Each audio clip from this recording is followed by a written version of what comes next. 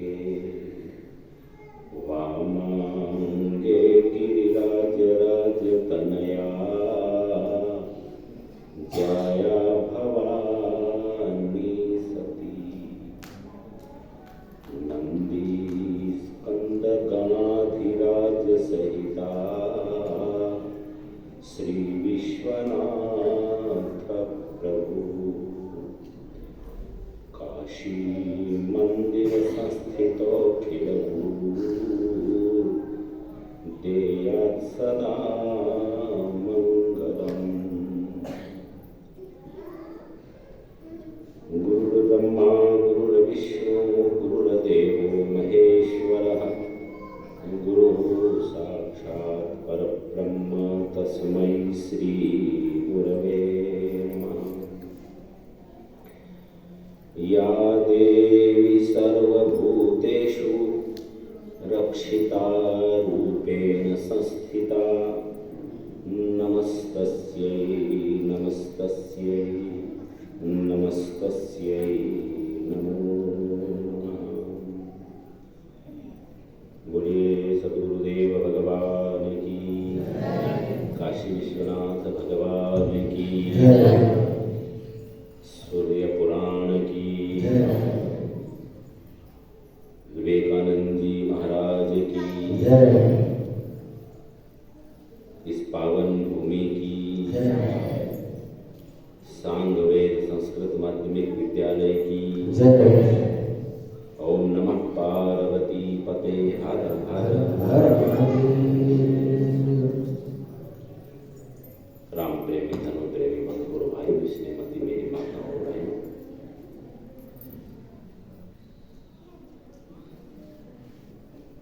इस गुरुकुल के आचार्य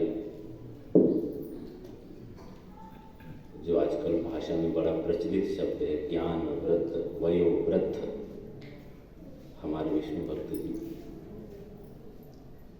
जिनके अनेक पौधे लगाए हुए आज पुष्पित और फलरहित हो रहे हैं।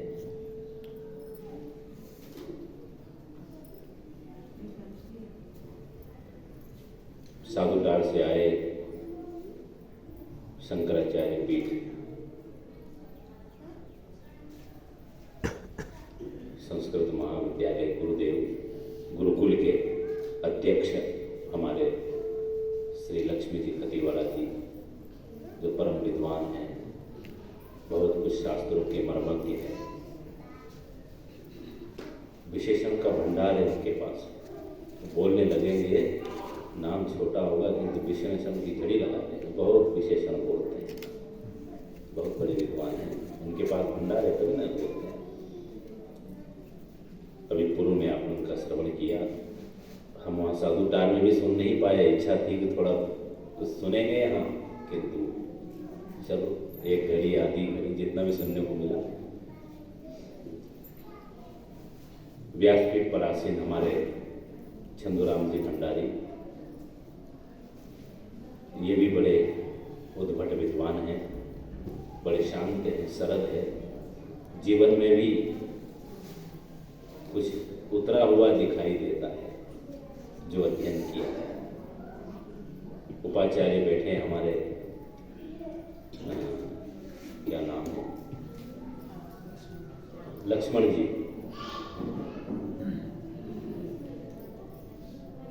एवं किशोर जी, अनेक गणमान्य जो आए हुए हैं बाहर से यहाँ से, सभी अतिथि लोग। आइए तो भगवान के नाम का स्मरण करेंगे, इसके बाद जैसी प्रभु की इच्छा होगी। ओम नमो नारायणाय, ओम नमो नारायणाय, ओम नमो नारायणाय, ओम नमो नारायणाय, नारायणाय नारायणाय।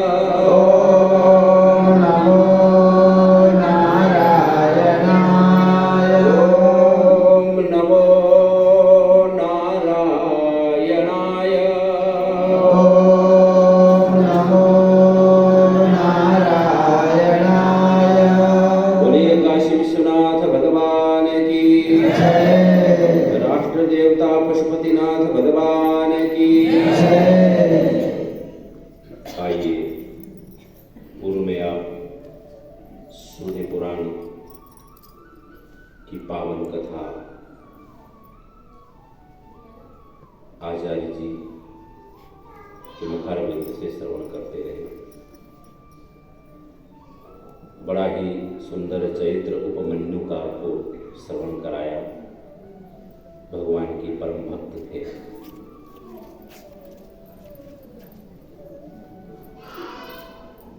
और इस पुराण में शिव और शिव भक्तों की ही कथा ज्यादा है।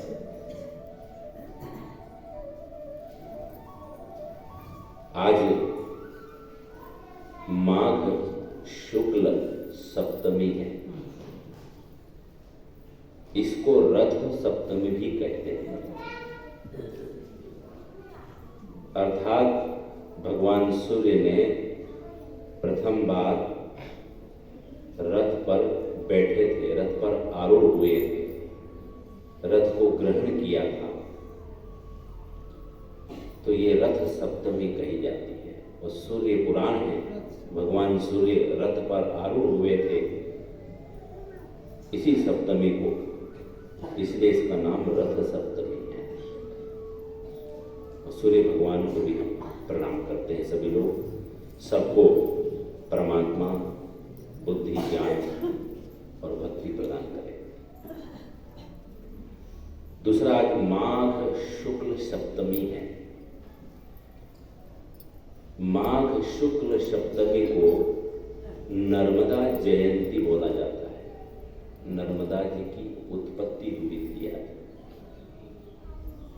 जो बड़ी नदियां बोलते हैं उसमें नर्मदा का भी नाम आता है। जैसे गंगा बड़ी है, नदी है, यमुना है, ऐसी नर्मदा है। नर्मदा भगवान शिव की पुत्री है। थोड़ी चर्चा इसलिए कर देते हैं कि शिव जी की चर्चा है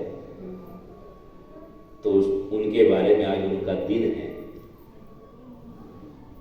अंधकासुर राक्षस जो हुआ, उसका अत्याचार जब बढ़ा तो उसका वध हुआ। देवताओं ने अनेक राक्षसों को मारा तो उनको पाप लगा।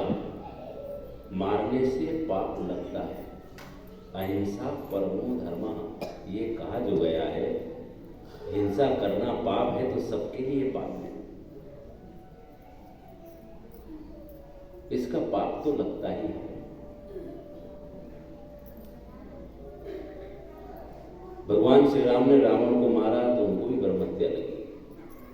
हनुमान जी को भी ब्रह्महत्या लगी, लक्ष्मण जी को भी ब्रह्महत्या लगी। वर्णन है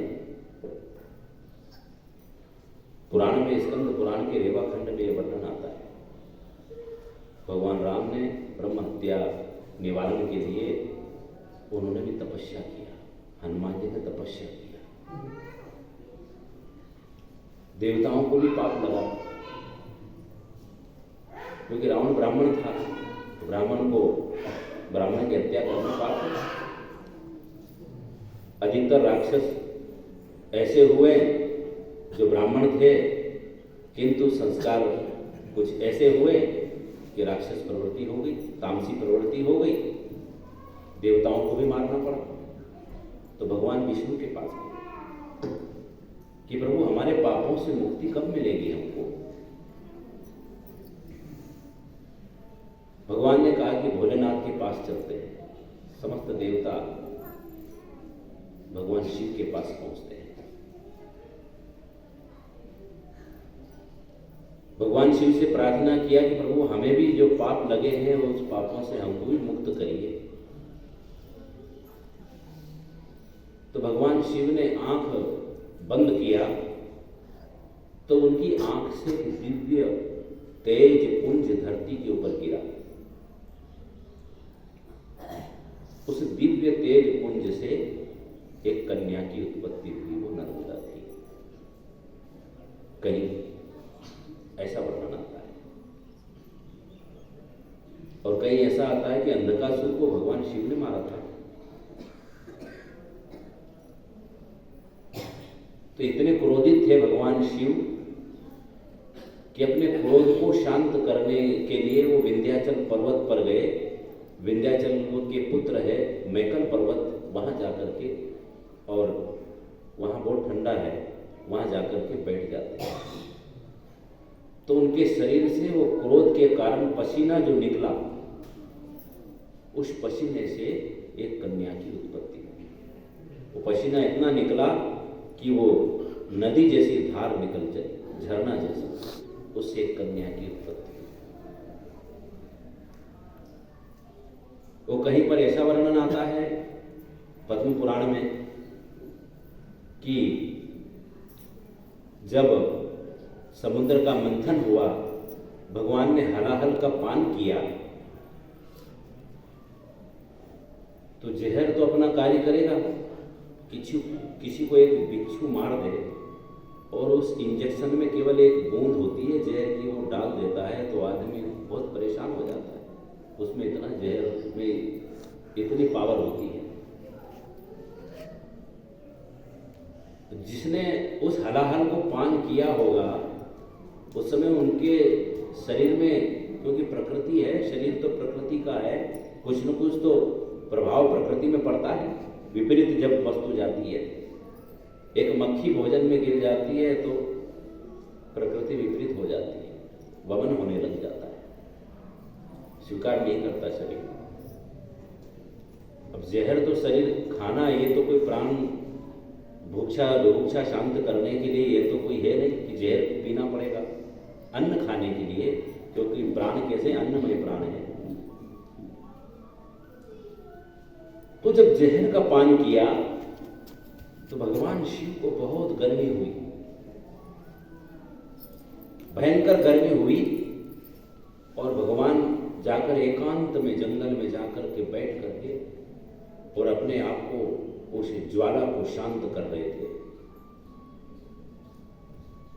तो उनके शरीर से जो स्वेद बहा, पसीना,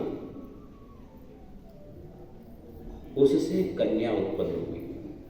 वो अपनी समाधि में थे, शरीर से पसीना निकलता रहा, उससे एक कन्या की उत्पत्ति हुई। उस कन्या ने पैदा होते ही अंगूठे, पांव के अंगूठे के बल पर हाथ खड़े करते हुए पंचाक्षर मंत्र से 10,000 वर्ष तक तप किया।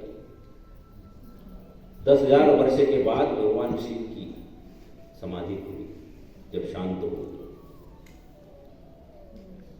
तो कन्या ने भगवान को प्रणाम किया, बोले प्रभु आपने मुझे क्यों उत्पन्न किया? बोले कौन हो तुम? बोले मैं आपकी पुत्री हूं। बोले मेरे तो कोई पुत्री नहीं है।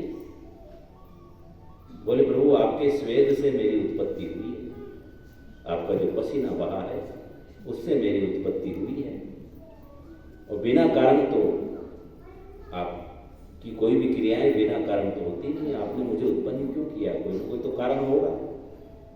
तब भगवान ने कहा कि हाँ, मैंने आपको संसार के कल्याण के लिए ही उत्पन्न किया है। तो बोले ठीक है, जैसी आपकी आज्ञा, मुझे क्या करना पड़ेगा? बोले आप जल रूप से संसार का कल्याण करो। बोले ठीक है, क्या करना पड़ेगा? बोले आप जल रूप धारण करो। बोले ठीक है, मैं जल रूप धारण कर लूंगी, किंतु कहां पर रहूंगी? बोले यही इसी मैकल पर्वत से आपको समुद्र तक यात्रा करना है। बोले ठीक है। तो उसी मैकल पर्वत से निकली, इसलिए मैकल सुता बोलते हैं। है शिवपुत्री, इसलिए रुद्री उनका नाम है। रुद्री माने रुद्र, भगवान रुद्र से उत्पन्न, इसलिए रुद्री बोला जाता है। शांकरी, जटा शंकरी भी नाम उनका। 1000 नाम है नर्मदा के। नर्मदा, त्रिकुटी, शोण, महती, मंदाकिनी, दक्षिण गंगा, सुरसा, कृपा, विमला, रेवा, बालुवाहिनी, सुमत भवा, मैकल सुता, अमृता, 1000 नाम है। जैसे विष्णु सहस्र नाम है ना, भगवान के 1000 नाम में से नर्मदा सहस्र नाम होता है। पुराण एक नर्मदा पुराण ही है। नर्मदा खंड में नर्मदा पुराण का बड़ा प्रचलन, सांगो पांग उसका अध्ययन किया हमने, कृपा हुई। 5 साल नर्मदा के तट पर जंगलों में हम रहे, वहाँ कुछ साधना करने का माँ की कृपा हुई, सौभाग्य प्राप्त हुआ। तो नर्मदा जी ने कहा कि प्रभु मैं आपसे कुछ प्रार्थना करना चाहती हूँ, कुछ वरदान मांगना चाहती हूँ। बोले बोलो, क्या मांगना चाहती हूँ? बोले मैं ऐसे ही जल रूप धारण नहीं करूंगी, संसार के कल्याण के लिए मुझे कुछ शक्ति तो चाहिए, वो शक्ति तो आपको देना पड़ेगा। बोले क्या चाहिए? बोले मैं आपसे प्रार्थना करती हूँ, मेरी माता पार्वती और मेरे पिता शिव आप दोनों मेरे तट पर निवास करेंगे। उद्गम स्थान से संगम सागर संगम तक मेरे तट पर आप दोनों का निवास होगा। ये वरदान मांगना चाहते। भगवान ने कहा कि तथास्तु। बोले मेरा दूसरा वरदान है। बोले जो भी व्यक्ति आया है पुण्या कनखले गंगा कुरुक्षेत्रे सरस्वती ग्रामे वा यदि वारण्ये पुण्या सर्वत्र नर्मदा। वरदान मांगा कि गंगा में स्नान किया जाए, त्रिकाल संध्या करते हुए कनखल में हरिद्वार में, तो आदमी के 3 जन्मों का पाप नष्ट हो जाता है। गंगा कनखले, सरस्वती कुरुक्षेत्र, और कुरुक्षेत्र में ये त्रिकाल संध्या करते हुए स्नान किया जाए सरस्वती में, तो उसके पापों का क्षय होता है। 3 दिन बताया सरस्वती का और गंगा का, तुरंत बताया स्नान करते ही पापों से मुक्ति मिलती है। किंतु इनके स्थान है, गंगा कनखल में ही पवित्र करती है, कुरुक्षेत्र में सरस्वती पवित्र करती है, उसका बड़ा महत्व है। किंतु ग्रामे वा यदि वारण्ये पुण्याम सर्वत्र नर्मदा। कहते हैं कि नर्मदा जहां से उद्गम स्थान हुआ है, वहां से किसी गांव में हो, तट पर अथवा जंगल हो, कहीं भी स्नान करेंगे वो सर्वत्र पुण्यदायी है, पापों का क्षय करेगा। फिर आगे बताया है, कहते हैं त्रिभी ही 3 बार स्नान करो गंगा में, तब जो है पुण्य की प्राप्ति होती 3 दिन तक। और सप्ताह है न तू